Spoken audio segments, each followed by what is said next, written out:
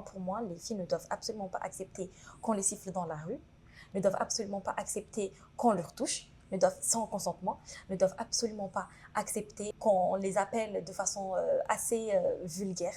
Donc voilà, ça commence par ces petites choses et puis ça peut devenir beaucoup plus violent après. Moi, c'est Zouber Fatima, j'ai 19 ans et je viens de l'île de Mayotte.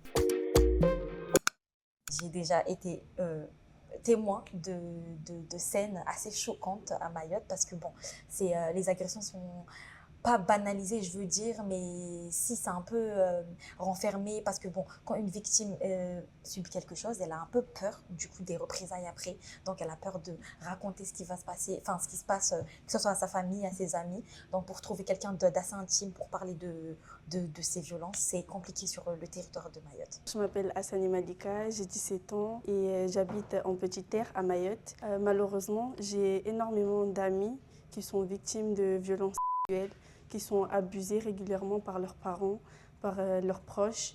Et tout le monde est au courant, mais personne n'ose rien dire. Les agresseurs, ils vivent de cette peur des victimes et des témoins.